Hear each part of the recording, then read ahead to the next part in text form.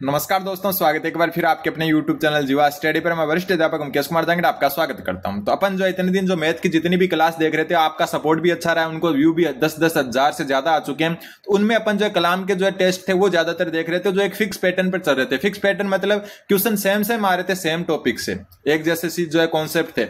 आज मैं आपको किसी दूसरी कोचिंग जो है उसके जो है मॉडल पेपर करवाऊंगा, थोड़ा सा डिफरेंट रहेगा ये उससे। तो इन क्लासेस को भी अच्छे से देख लेना आप। इंग्लिश और गणित की प्रैक्टिस मैं आपको फुल करवा दूंगा एग्जाम तक। तो सबसे पहले अपन बात करते हैं, अगर जनरल साइंस की देखो क्लास लानी है तो कमेंट जरूर कर दें, ठीक है। कुछ स्टूडेंट बोल रहे हैं कि मैथ इंग्लिश चलने दो, कुछ बोल रहे हैं जनरल साइंस भी लाओ, तो वो बता देना आप। तो आज का जो पहला क्वेश्चन है आपका कि 5 की पावर -11, 5 की पावर -9, 5 की पावर -16, 5 की पावर -10 का एलसीएम और एचसीएफ क्रमशः ज्ञात कीजिए। ठीक है, इसमें बस आपको एक चीज ध्यान में रखनी है, जब पावर पॉजिटिव हो, क्या हो, पॉजिटिव पावर हो, मतलब घात जो है धनात्मक हो, और एक ये आपकी नेगेटिव पावर, क्या हो, नेगेटिव पावर। तो इसमें बस ये ध्यान रखना आपका, जब पॉजिटिव पावर होती है ना, तब एलसीएम आपका जो होता है सबसे बड़ी घात होती है, सबसे बड़ी घात। ठीक है, एक जैसा आधार हो, मतलब जैसे इसमें सब में 5-5-5 आधार है, तब बता रहा हूं। और आपका एचसीएफ जो होता है वो होता है छोटी घात, छोटी घात, जब पावर पॉजिटिव यानी कि प्लस में हो।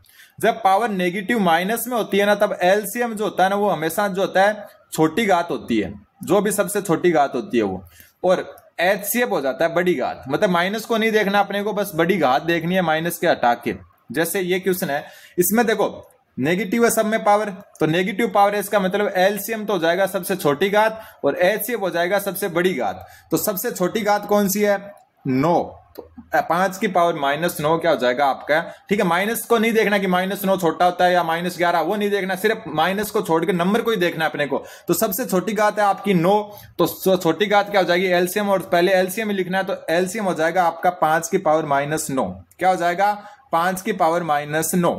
फिर बात करें एचसीएफ की, तो नेगेटिव पावर में एचसीएफ होता है बड़ी घात, और सबसे बड़ी घात है आपकी 16। तो 5 की पावर -16 क्या हो जाएगा, एचसीएफ हो जाएगा, उत्तर आ जाएगा ऑप्शन नंबर सी। बस ये ध्यान रखना आपको। जैसे ये पॉजिटिव अगर होती पावर कि 5 की पावर 11, 5 की पावर 9, 5 की पावर 16 और 5 की पावर 10, अगर ये होती तब आपका क्या होता, पॉजिटिव पावर, और पॉजिटिव में एलसीएम बड़ी घात हो जाती है, तो एलसीएम क्या हो जाता है इसका एलसीएम बड़ी घात यानी कि 5 की पावर 16 हो जाता, ठीक है। और इसमें एचसीएफ जो है 5 की पावर जो है छोटी घात सबसे कौन सी 5 की पावर है जो है कौन सी हो गई, 9 हो गई। तो 5 की पावर 9 एचसीएफ हो जाता, कब, जब पावर पॉजिटिव होती। लेकिन यहां पर नेगेटिव है तो मतलब उल्टा हो गया, यह आपको ध्यान में रखना है। चैनल पर नहीं तो चैनल को सब्सक्राइब जरूर कर दें। जो नए स्टूडेंट है, शर्माने की बात नहीं है, 1,25,000 से ज्यादा सब्सक्राइबर है, तो किसी कारणवश है तो आप जो है आराम से जो है सब्सक्राइब कर सकते हैं। रीट के पेपर में जो पात्रता हुई थी उसमें अपन ने एक तरफा जो है राज किया था, और आराम से क्वेश्चन आए थे अपने पेपर में, और यहां से भी आएंगे, मैं गारंटी आपको दे रहा हूं। जो चीज करवाऊंगा वहां से क्वेश्चन जरूर आएंगे। फिर देखो 22 शिक्षकों की औसत आयु 64 वर्ष है। उस समूह में एक नए शिक्षक को शामिल करने के बाद औसत आयु में 1 वर्ष की वृद्धि हो जाती है, तो नए शिक्षक की आयु कितनी होगी।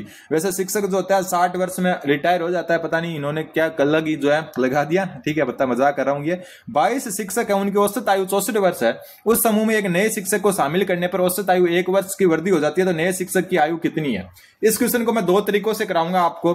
सबसे पहले पहला मेथड जो है, इसमें क्या करेंगे अपन, जो रेगुलर अपन करते हैं, जो आपकी औसत आयु है, औसत आयु कितनी है 64, इसको गुणा करो 22 से, और इसको जब 22 से गुणा करोगे तो ये आपका कितना हो जाएगा, 128 और 128 ऐसे लिखते हैं, गुणा करते हैं तब, तो 8, 10, 3 और 1 4 और 1 ये कितना हो गई, 1408 हो गई, ठीक है। तो 22 शिक्षकों की औसत आयु 64 है, तो उनकी कुल आयु कितनी होगी आपकी 1408। अब 1 वर्ष की वृद्धि हो जाती है औसत आयु में, तो औसत आयु कितनी होगी 65। कब, जब एक नए शिक्षक को शामिल करते हैं, तो शिक्षकों की संख्या भी अब कितनी हो गई, 23 हो गई, ठीक है। गुणा करो। दूसरा मेथड तो एक लाइन का है, पहले ये देख लो आप, गुणा करो, क्योंकि ये जो है आप वो मेथड भूल जाओ तो ये आपके काम आएगा। तो देखो 22 शिक्षकों की औसत आयु 64, तो 22 को 64 से गुणा किया 1408। उस समूह में एक नया शिक्षक जुड़ जाता है, मतलब शिक्षक 23 हो गए, तो औसत आयु 1 वर्ष यानी कि 65 हो जाती है बढ़कर। तो अब गुणा करो 65 को 23 से, तो 15, 18 और 1 19 और 130 डबल कर दिया, तो 5, 9, 4, 1 ये आ गई जो है नई कुल आयु। अब जो है आपके नए शिक्षक की आयु कितनी होगी, तो 1495 में से घटा दो 1408, तो बच गए कितने, 5 ये घट गए 3 ये, तो 87 वर्ष उत्तर आ जाएगा, ऑप्शन नंबर डी। ये एक परंपरागत तरीका। दूसरा तरीका शॉर्ट ट्रिक का, एक लाइन का, कि शिक्षक कितने 22 और आयु कितनी है उनकी औसत 64, तो 64 वर्ष आयु है, तो इस 64 को जो है, और वर्दी कितनी हो रही है इसमें 1 की, तो 1 से गुणा कर दो, जितनी वर्दी हो रही है उससे गुणा कर दो, मतलब पहले वाली औसत आयु को जितनी वर्दी हो रही है उससे गुणा कर दो, तो 64 को 1 से गुणा कर दिया, प्लस नए जो है शिक्षकों की संख्या कितनी है 23, और उसको भी औसत आयु में कितनी वृद्धि हो रही है 1, उससे गुणा कर दो, तो 64 प्लस 23 बराबर 87। ये एक लाइन का मेथड है। वापस समझा देता हूं, ये तो परंपरागत है, लगभग आता भी होगा सबको। दूसरा तरीका क्या है कि पहले वाली औसत आयु को कितनी वृद्धि हो रही है औसत आयु में उससे गुणा करो, प्लस नए जो व्यक्तियों की संख्या है उसको लिखो, क्योंकि 22 से एक शिक्षक नया जुड़ते 23 हो जाएंगे, और फिर उसको भी बढ़ी हुई जो है औसत आयु से गुणा कर दो, तो ये उत्तर आ जाएगा आपका 87। अगला क्वेश्चन, ये क्वेश्चन 4 ट्रैफिक लाइट्स क्रमश है 30 सेकंड, 45 सेकंड, 60 सेकंड और 12 सेकंड में लाल संकेत देती है। यदि सभी ट्रैफिक लाइट्स एक साथ आरंभ होती है तो सभी एक ही समय पर लाल संकेत कब देगी?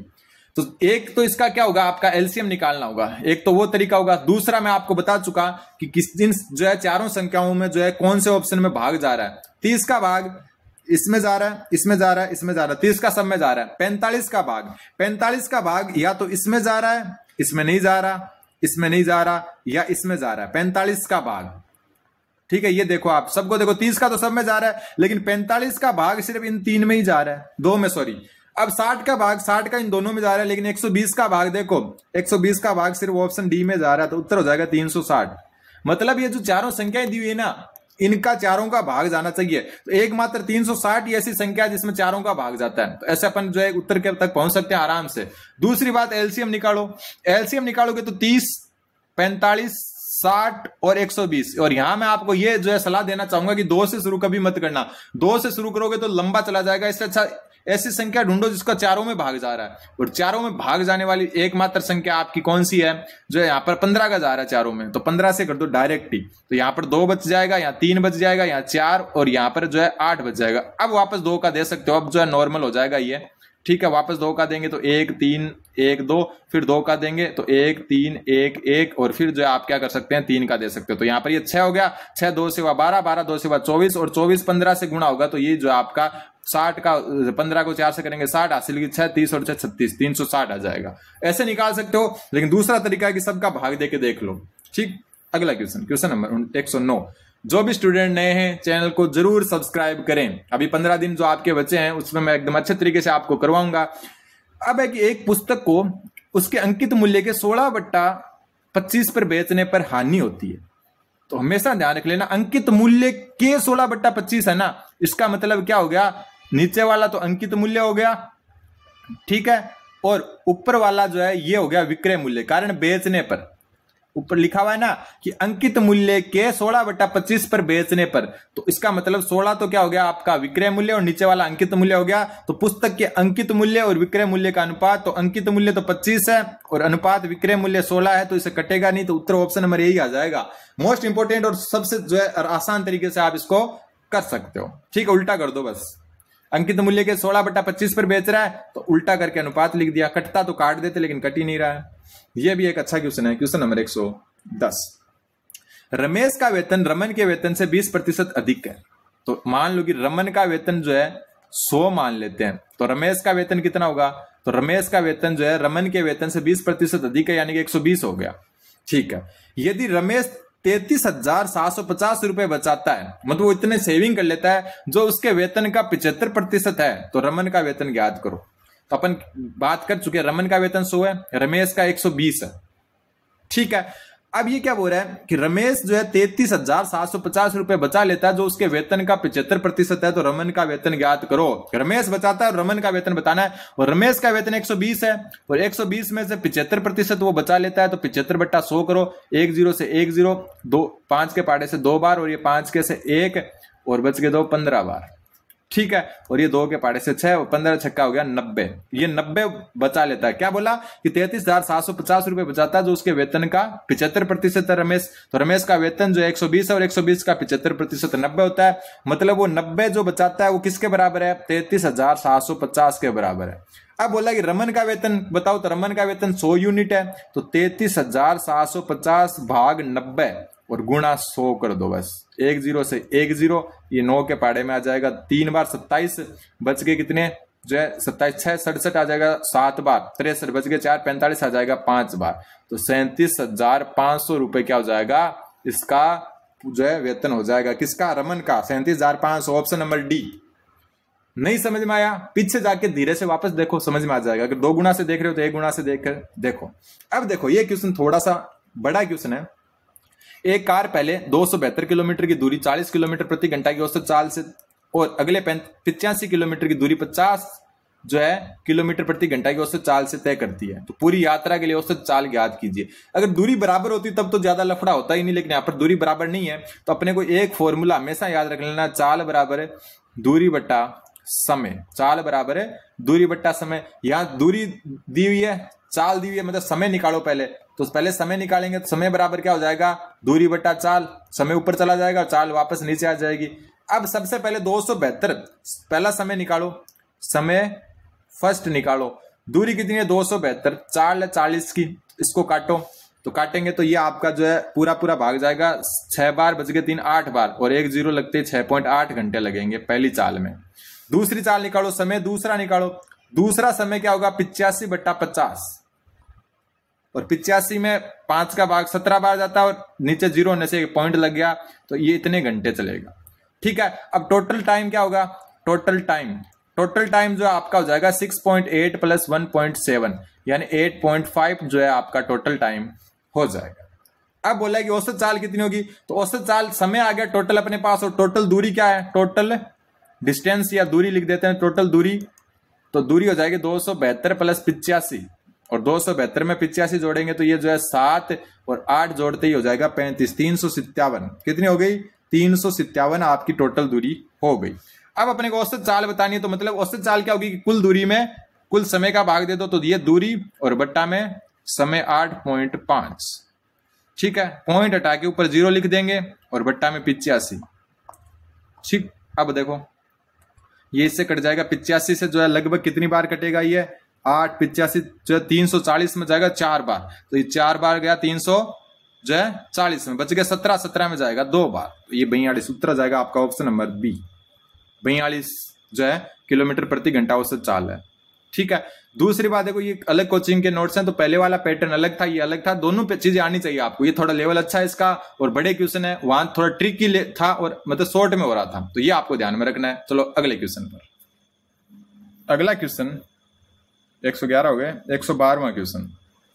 512 का 64% प्लस 215 का 46% का मान कितना होगा? ठीक है। तो देखो 512 गुणा 64% बट्टा 100 प्लस में 215 का 46% बट्टा 100, तो दोनों में बट्टा 100 है तो 100 को अलग रख दो। ठीक है। डायरेक्ट अपन क्या करेंगे, देखो ये भी एक थोड़ा ट्रिकी क्वेश्चन है। 12 ट्रिकी मतलब लंबा है, ट्रिकी नहीं है। 512 को 64 से गुणा करो।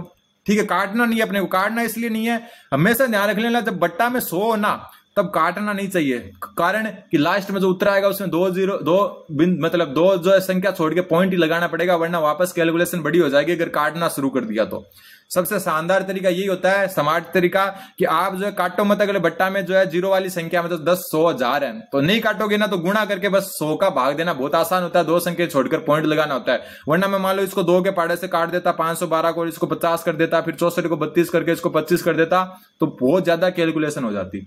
तो 512 को जो है 64 से अगर अपन गुणा करेंगे तो सबसे पहले 4 से करेंगे तो 8 4 20 गुणा 6 से करेंगे तो 12, 6 और 1 क्या हो गया? ये 7 और ये हो गया 30, तो ये हो जाएगा 8 6 7 2 3 32,768। तो 32,768 बट्टा में 100 प्लस 215 को 46 से गुणा करो तो वो ये 6 को 30, 6 और 1 3 हो गए 9, और फिर आपके 6 12 हो गए, गुणा 5 और 20 हासिल की 2 4 और 2 6 8 का 8 ही रहेगा। 0 9 8 9 98 90। बट्टा में 100। ठीक है, अब ऊपर वालों को जोड़ो, 100 एलसीएम आ गया, आपको पता ही है, तो ऊपर वालों को जोड़ेंगे तो 8 हो गया, 9 और जो है 6 और 8 हो गया 15, हासिल की हो गई 1। ठीक है, फिर आपका जो है क्या हो गया 7 और 8 15, 15 और 1 हो गया 16, हासिल की 1। ठीक है, 9 और 2 11, 11 और 1 12, हासिल की 1, 3 और 1 4। तो ये आ गया। अब देखो कितना आसान हुआ, अगर अपने 100 को नहीं काटा तो बस डायरेक्ट जो है उत्तर पॉइंट लगा दिया 2, हो गया ना आसान। तो उत्तर हो जाएगा ऑप्शन नंबर बी। अगर 100 काट देते तो फिर 25 का भाग लगाना और काटना पड़ता अपने को। ये क्वेश्चन डिलीट है।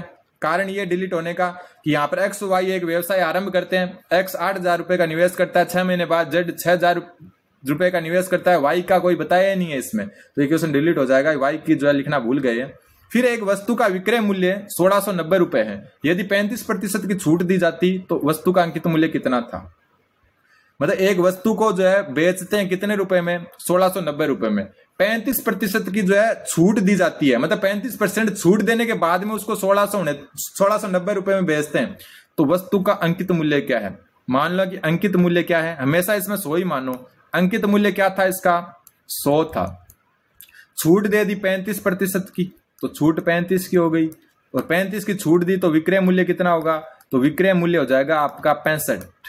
मतलब 35 की छूट देके 100 रुपए की चीज को 65 रुपए में बेचा, लेकिन अपन तो कहने 169 रुपए में बेचा, तो विक्रय मूल्य जो है 65 बराबर किसके हो जाएगा, 1690 के, तो 1 यूनिट बराबर किसके हो जाएगी, 1690 बट्टा 65। तो ये देखो काट दो, कट रहा है तो 2 बार जाएगा, 130 बच गए कितना, देखो 130 और बच गया आपके 39, 390, और 390 में जो है 65 का भाग लगभग जाएगा 6 बार जाएगा, तो ये हो जाएगा 26। तो 1 यूनिट किसके बराबर है, 26 के। और पूछा अपने को अंकित मूल्य, और अंकित मूल्य है 100, तो उत्तर हो जाएगा अंकित मूल्य कितना हो जाएगा, 100 गुणा 26 बराबर 2600। ऑप्शन नंबर जो है 1। ठीक है, अगला क्वेश्चन, क्वेश्चन नंबर 115। अरविंद एक काम को 20 दिन में करता है, बक्सी उस काम को 22 दिन में करता है। यदि दोनों मिलकर उस काम को 5 दिन में करते हैं तो शेष कार्य कितना बचेगा। मतलब 5 लिखने का तरीका गलत है इनका। यदि दोनों मिलकर 5 दिन तक का काम करते हैं तो बचा हुआ काम कितना होगा, ऐसा पूछना था उनको। ठीक है, तो बक्सी अरविंद को ये लिख लेते हैं, अरविंद 20 दिन में करता है और बक्सी आपका 22 दिन में करता है। दोनों का एलसीएम आएगा 220, और ये आ गया आपका कुल काम। क्या हो गया, कुल काम आ गया। अब 22 में जो है 220 में 22 का भाग देंगे तो बी की क्षमता क्या आएगी, बी की क्षमता आएगी 10। 10 क्या इसकी क्षमता है, और एक की क्षमता क्या होगा, 220 में 2 का भाग देने पर 11 क्या है, एक की क्षमता है। अब दोनों 5 दिन साथ मिलकर काम करते हैं, तो ए और बी की दोनों की जो है कुल क्षमता कितनी हो गई, 21, 20, 10 + 11, और ये 5 दिन काम करते हैं, तो ये हो जाएगा आपका 105 काम, यानी 105 काम वो कर देते हैं। टोटल काम 220 था, तो 105 इन्होंने 5 दिन कर दिया, तो बचा हुआ काम कितना होगा, मैं आपको करके बता रहा हूं अच्छे से। बचा हुआ काम 220 में से 105 घटा दो तो 115 काम बचा हुआ है। ठीक है, 115 यूनिट बचा हुआ काम है। इसने पूछा कि कितना कार्य बचेगा, तो ये 115 में भाग लगेगा 220 का। 115 बचा हुआ है 220 में से, कट रहा है तो काट दो। ये जो है 5 के पाड़े से कट रहा है आपका, ये 5 के पाड़े से 2 बार और 3 बार, ठीक है 23, और ये 5 के पाड़े से 4 जो है 4 बार और वापस 4 बार, यानी कि 23/44 काम बचा हुआ है। ऑप्शन नंबर डी उत्तर हो जाएगा। अगला क्वेश्चन, एक परिवार की आय और व्यय का अनुपात जो है आपका 16:13 है। यदि परिवार का व्यय 2950 रुपए, सॉरी 29,510 रुपए है, तो उस परिवार की बचत क्या होगी। तो आय और व्यय का अनुपात क्या है, 19:13। तो बचत क्या होगी, बचत क्या होती है कि जितना कमा रहे हैं उसमें से खर्च कितना कर रहे हैं। कमा आप 19 रहे हो, खर्च आप 13 कर रहे हो, तो बचत क्या हो गई, 6 यूनिट हो गई। कितनी हो गई, 6 यूनिट।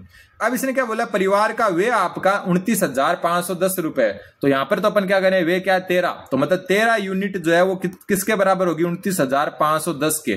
तो 1 यूनिट किसके होगी, 29,510/13 के। जो कट रहा है उसको काट दो, 2 बार 26 बच गए, 3 35 में जाएगा, वापस जो है 2 बार बच गए 9, 7 बार जाएगा 91 में बच गए 0, यानी कि 2270। तो जो है 1 यूनिट किसके बराबर होगी, 2270 के। अब पूछा कि बचत कितनी होगी, और बचत आपको पता ही है, आय में से वे घटाई थी अपन ने, 6 यूनिट थी, तो 1 यूनिट अगर इसके बराबर है तो 6 यूनिट हो जाएगी। 6 से गुणा कर दो, 0, 42 हासिल की 4, 12 और 4 16 हासिल किए, 1 12 और 1 13, तो 13,620 रुपए। ऑप्शन नंबर सी उत्तर हो जाएगा। कोई चीज नहीं समझ में आए ना, पीछे वापस जाइए, आराम से कर सकते हो। यहां पर अगर आय देता ना कि आय इतनी है तो अपन 19 के बराबर रखते हैं इसको, लेकिन इसने वे दिया और वे 13 के बराबर है, तो 13 को जो है इसके बराबर रखेंगे तो 1 यूनिट 13 का भाग लग जाएगा। फिर किसी धनराशि पर 20 वर्षों के लिए प्राप्त साधारण ब्याज उस धनराशि का 2/5 है, तो वार्षिक ब्याज की दर ज्ञात करो। मैंने कल वाली क्लास में बताया था आपको कि जब भी कोई धनराशि में साधारण ब्याज में अगर अनुपात दे दे साधारण ब्याज का धनराशि के रूप में, तो हमेशा मूलधन को 1 मानो, मूलधन गुणा दर, दर कितनी है, दर ज्ञात करनी है, गुणा समय कितना है 20 वर्ष, बट्टा में 100 होता है आपको बताइए, और बराबर क्या है 2/5, ये ब्याज है। कल बताया था ना मैंने कि आपको क्या करना है, जब भी जो है आपको साधारण ब्याज धनराशि का कुछ गुणा दे दे तो आपको धनराशि 1 माननी है और सामने ब्याज की जगह ये रख देना है। 1 0 से 1 0 कट गया, 2 से ये 5 बार कट गया, तो दर बराबर क्या हो जाएगी 2/5, और ये भाग से ऊपर 5 में चला जाएगा, 5 से 5 कट गया, तो 2% दर हो गई। कितनी हो गई 2%। उत्तर जाएगा ऑप्शन नंबर डी। अगला क्वेश्चन, ये क्वेश्चन भी अच्छा है।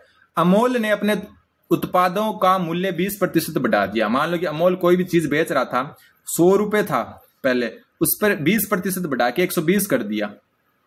ठीक है, मतलब 100 रुपए की चीज को 120 कर दिया, 20% बढ़ा दिया उसने जो है मूल्य।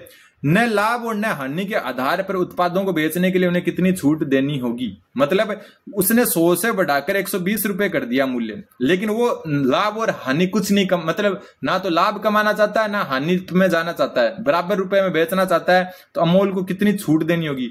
तो ये नया मूल्य क्या है, और इस पर छूट कितनी दे कि उसको ना लाभ और ना हानि हो। मान लो कि 100 रुपए की चीज थी, उसने 120 रुपए में रुपए कर दी उसको, अब वो 100 में बेचेगा ना, तब उसको ना तो लाभ होगा ना हानि होगी, और इसके लिए इसको 20 रुपए की छूट देनी होगी। कितने में से 120 में से, बस गुणा 100 कर दो, 1 0 से 1 0 कट गया, ठीक है, और ये 2 के पाड़े में 6 बार, और ये 5 बार, और ये 2 के पाड़े में आपका 3 बार, और ये 10 बार, ऊपर आ गया 50 और नीचे आ गया बट्टा में 3, तो 50/3%। ऑप्शन नंबर बी हो जाएगा।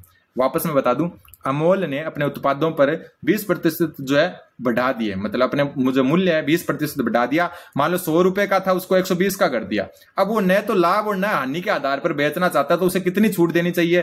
तो 100 रुपए की चीज को 120 का कर दिया उसने, वो बिना लाभ हानि के बेचना चाहता है, मतलब 100 रुपए में बेचेगा, और 100 में बेचने के लिए वापस उसको 20 रुपए की छूट देनी होगी, तो 20 ऊपर आ जाएगा, और कितने रुपए में 20 की छूट 120 में, तो बट्टा 120 गुणा 100 करके उत्तर आ जाएगा। फिर है अगला क्वेश्चन, क्वेश्चन नंबर 19। समरीन और गरिमा, नीचे कर देता हूं, समरीन और गरिमा एक साथ मिलकर एक काम 8 दिनों में पूरा करते हैं। यदि समरीन अकेले काम करते हुए उसी काम को 10 दिन में पूरा कर लेती है, तो गरिमा अकेले उस काम को कितने दिन में करेगी। सबसे पहले समरीन और गरिमा जो है 8 दिन में कर लेती है, तो समरीन को एस लिख देते हैं प्लस गरिमा को जी लिख देते हैं, दोनों मिलकर यानी प्लस करके जो है 8 दिन में कर लेती है। लेकिन समरीन अकेले जो है उसी काम को 10 दिन में करती है, तो समरीन अकेले कितने दिन में करेगी 10 दिन में। दोनों का एलसीएम आएगा 40, एलसीएम 40 आ गया, तो इसका इसमें भाग देंगे तो एस की क्षमता आएगी 4 क्षमता। एस की क्षमता यानी समरीन की क्षमता कितनी है 4, और समरीन प्लस गरिमा दोनों की मिलाकर क्षमता कितनी है, इसमें इसका भाग दो तो 5 क्षमता है। कितनी है 5 क्षमता। ठीक है, तो समरीन प्लस गरिमा की क्षमता 5 है, लेकिन समरीन की अकेली की 4 है, तो गरिमा की कितनी हो जाएगी 5 माइनस समरीन की कितनी है 4, तो 4 घटा दो यानी कि 1, यानी कि गरिमा की क्षमता 1 है और समरीन की 4 है, क्योंकि 4 लिखी हुई है।